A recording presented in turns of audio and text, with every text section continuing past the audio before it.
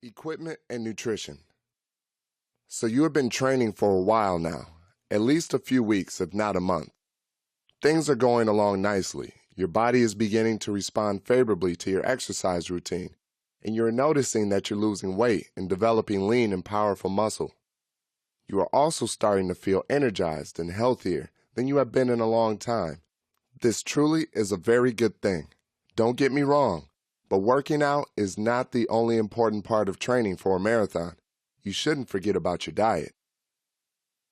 The importance of a quality nutrition. Many people make the mistake of eating a low-carb diet while training for a marathon, and then they wonder why their energy levels take a dive during the middle of their workout.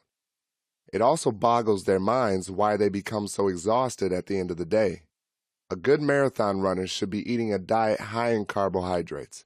At least 65% carbohydrates can be found in almost all fruits and vegetables, as well as wheat, pasta, and bread.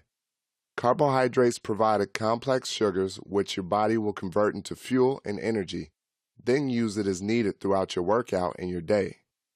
White bread and pasta should be avoided, as well as simple sugars like candy, because these only provide a short burst of energy, which will then cause you to crash later. Brown rice and nuts such as peanuts and almonds are also good sources of protein, another crucial component to a runner's best diet. It is preferred that the steak and other forms of protein be as lean as possible. Good examples of lean meats are buffalo, elk, and deer. Other good examples are lean cuts of beef or pork.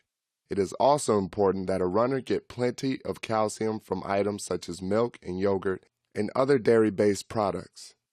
Dairy products provide much-needed calcium for strong bones and healthy joints. Both are crucial to a runner's performance. It is also suggested that your diet be as organic as possible. This will provide the maximum health benefits to your diet.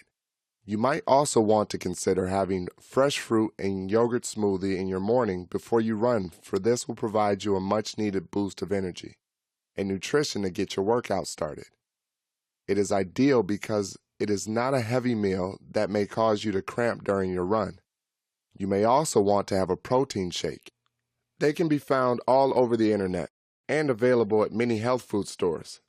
This will help you to replace all the lost vitamins and minerals, proteins, and electrolytes that you sweated out during your run and workout. It is also important to drink plenty of water during your workout or run in small sips to make sure that you stay hydrated. Where the rubber meets the road. As a runner, your shoes are your most important piece of equipment. They are literally your point of contact with the road during the marathon. There are many brands and styles of running shoes, so many in fact that they are impossible to list within the confines of these pages. It is, however, important that you find the shoe that best fits your needs and style of running. The best way to do this is to pay a visit to your local running specialty store. For sure, the sales professionals will be able to help you determine the best shoe to complement your athletic abilities and style of running. They will make sure that the shoes provide the necessary support where needed and that they fit your feet appropriately. Comfort is definitely a top priority. Regardless of the particular shoes you decide to use, it is very important that you do not simply take them home. Lace them up and go for a run. Running shoes need to be used up a bit properly, similar to the engine of a car or motorcycle. If you were simply to start running flat out in brand new running shoes, they would cause your feet to blister and develop hot spots.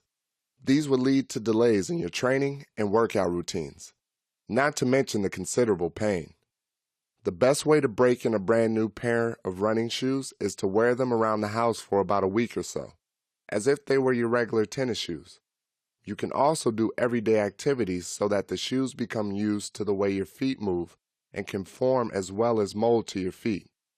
That way, when you start running flat out, you will have a very comfortable pair of shoes that will be able to stand the rigorous training of 26.2 miles. Fashion versus gadgets.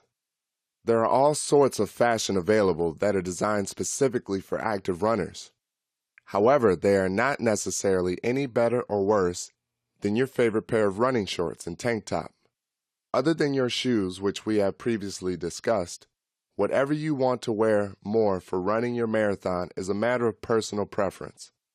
The important thing is to ensure that whatever you choose is comfortable and allows the necessary freedom of movement for you to run efficiently at your chosen speed. Generally, people choose to run in their favorite t-shirt and a decent pair of running shorts.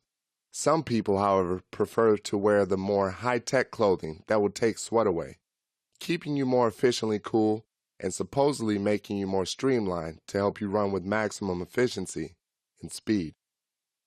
Some of this type of clothing also helps to provide pressure on joints such as shoulders and knees to help prevent further injury. If you need a knee brace, you might want to consider purchasing a specialized pair of running pants that will provide pressure on your weak knee, similar to the way a traditional brace would. However, these pants will allow you to run without having to worry about the knee brace slipping or being unnecessarily bulky and affecting your gait. Running clothes are all a matter of personal preference and budget. There are many brands and styles available, but they are not absolutely necessary to you becoming a better runner. The same attitude can be applied to all the gizmos and gadgets that are available to help runners keep track of their progress, speed, and dietary needs. They have electronic devices that are designed to be worn like watches that can keep track of everything from your speed and distance to your heart rate and weight loss. There are even devices that can measure your stride to help you improve your running technique. Similar devices and programs are also available for your computer. They use a USB key to keep track of your data or as a smartphone application. Even though these devices may look cool and make life slightly easier, they are rather expensive and sometimes more complicated to use. It is a matter of personal preference whether you want to use them. Simply use a spreadsheet on your computer or an old-fashioned notebook for keeping track of your daily progress concerning your workout routine, body mass index, and everything else. These gadgets can be found at your local running specialty store, many electronic stores, and a vast number of internet retailers. All that is required to find them is to spend a few minutes with your favorite search engine. Exactly how you keep track of your progress? When training for a marathon, it is important that your progress, such as the miles you have ran, your dietary needs, injuries, and weight loss, and body mass index are tracked properly to make sure that you are healthy and progressing steadily towards your goal of being